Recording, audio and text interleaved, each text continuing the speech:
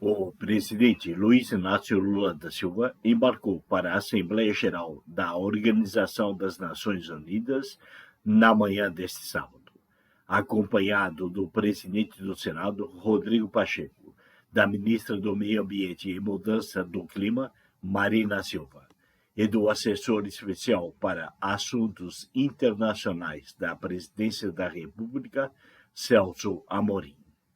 Pelo segundo ano, Pacheco vai, como representante do Congresso Nacional, na agenda da ONU, para assistir ao discurso de Lula.